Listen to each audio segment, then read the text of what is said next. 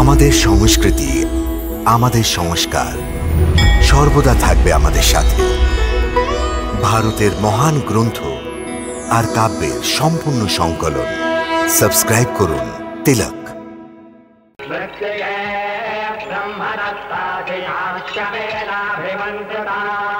मृत्तिके देहि मे पुष्टिं त्वयि सर्वं प्रतिष्ठितं मृत्तिके प्रतिष्ठिते सर्वं तन्मे नन्दमृत्तिके ॐ राज्योर्परिशान्तरिक्षं महित्वा उपस्थिते देव्यजितेज्ञमं नादमन्नास्याजादधे। द्वारकाधीश, द्वारकाधीश, द्वारकाधीश, द्वारकाधीश। দাঁড়াও, কি হয়েছে ব্রাহ্মণ দেবতা?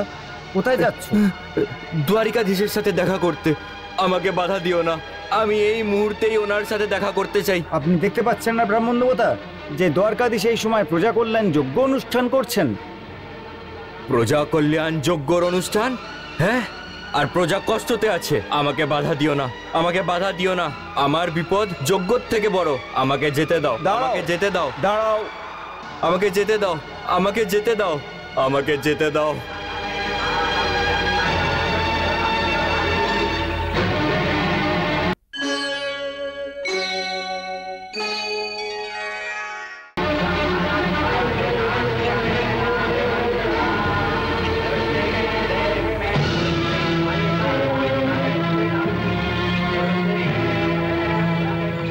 কল্যাণ জগতে আপনার স্বাগত জানাই ব্রাহ্মণ দেবতা। স্বাগত ওকে জানানো হয় যে নিশ্চিন্ত হয়। আমি অনেক বড় বিপদে পড়েছি। আমি দ্বারিকায় থাকি, আমার রক্ষা করো দ্বারিকাধীশ, আমার রক্ষা করো। প্রথমে আপনি শান্ত হন ব্রাহ্মণ দেবতা। শান্ত কি করে হব দ্বারিকাধীশ? নিজের নবজাত পুত্রদের অকাল মৃত্যুর ব্যথা সহ্য করতে না পেরে আমি আপনার কাছে এসেছি। আমি এইখানে কিভাবে শান্তি পেতে পারি? অকাল মৃত্যু? হ্যাঁ দ্বারিকাধীশ, হ্যাঁ। যম আমার 3টে পুত্রকে পৃথিবীর বুকে স্পর্শ করে মেরে ফেলল। এখন তো আমার এমন মনে হয় যে এই দ্বারিকাপুরীতে কোনো তীরন্দাজ ক্ষত্রিয় আর জীবিত নেই যে আমাদের মতন ব্রাহ্মণদের রক্ষা করতে পারবে। এটা কি করে হতে পারে ব্রাহ্মণ দেবতা? এরকম হয়ে গেছে দ্বারিকাধীশ। আপনার এই রাজ্যে মাতা পিতা জীবিত থাকা সত্ত্বেও ওদের পুত্রদের প্রাণে মেরে ফেলে দেওয়া হচ্ছে, আর আপনি এই যজ্ঞতে আহুতি দিয়ে ধর্ম পালনের নাটক করছেন। এখন আমার সম্পূর্ণ বিশ্বাস হয়ে গেছে যে ব্রাহ্মণের সাথে বিশ্বাসঘাতকতা, দূরত্ব, বদমাশ এবং বাসনাতে বিশ্বাসী রাজবংশের কর্মফলের জন্যই আমি পুত্র শোকের দণ্ড পেয়েছি, দণ্ড পেয়েছি, দণ্ড পেয়েছি। আমাকে মিথ্যা দোষারোপ করবেন না ব্রাহ্মণ দেবতা। মিথ্যা দোষারোপ? আপনি এটাকে মিথ্যা দোষারোপ বলছেন দ্বারিকাধীশ? আমি আপনার রাজমহলের দ্বারে আমার 3জন নবগন্তুক পুত্রের দেহ রেখে এসেছি।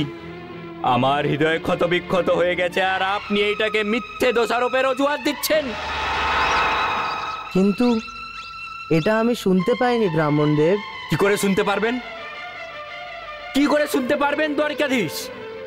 আপনাকে যারা তসামত করে সেই সেবকরা এই কথাটা কি করে আপনাকে বলতো? আপনি কি জানেন?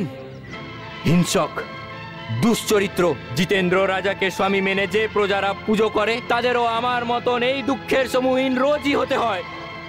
ওদের ওপরে সংকটের পর্বত এইভাবেই ভেঙে পড়ে। ওই ফল ভোগ আমিও ভোগ করছি দ্বারিকাধীশ, আমিও ভোগ করছি। আপনার ব্যথা নিশ্চিত রূপে একটি বড় দুর্ঘটনা। দুর্ঘটনা? আপনি এটাকে দুর্ঘটনা বলে অস্বীকার করছেন দ্বারিকাধীশ। অজুহাত তো ওরা খোঁজে যারা নপুংসক হয়। আপনি এই মুহূর্তেই আমার সাথে চলুন। আমার ধর্মের স্ত্রী ওর 4র্থ সন্তানকে জন্ম দিতে যাচ্ছে। ওই যমদূতেরা আমার দ্বারে দাঁড়িয়ে আছে। ওরা আবার এই শিশুর প্রাণ যেন না নিয়ে যায়, আর আমি এখানে চিৎকার করতে থাকি।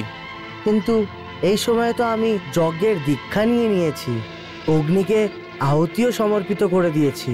আমি জানতাম, ভালোভাবেই জানতাম দ্বারিকাধীশ, যে আপনি এই যজ্ঞের অজুহাত দিয়ে নিজের ব্রাহ্মণ রক্ষার রাজধর্ম থেকে নিজেকে সরিয়ে রাখবেন। আমি যা ভেবেছিলাম তাই হলো। কিন্তু যজ্ঞ আরম্ভ হয়ে গেছে আর ওখান থেকে ওঠার অনুমতি তো শাস্ত্রও দেয় না। আর শাস্ত্র এই কথাও তো বলে যে যে রাজার রাজ্যে প্রজা কষ্ট পায় ওই রাজা নরকে যায়। যদি তুমি সত্যি ধর্মের পালন করতে তাহলে এক্ষুনি লোকদের সাহায্যের জন্য উঠে দাঁড়াতে। এখন তো আমার এইটা মনে হচ্ছে যে দ্বারিকাতে এখন ক্ষত্রিয় ভেষে নাটকদের সাম্রাজ্য হয়ে গেছে। আপনি যদুবংশী ক্ষত্রিয় হওয়ার ভান করছেন, আসলে আপনি ক্ষত্রিয় হতেই পারেন না। এটা অসত্য কথা ব্রাহ্মণ।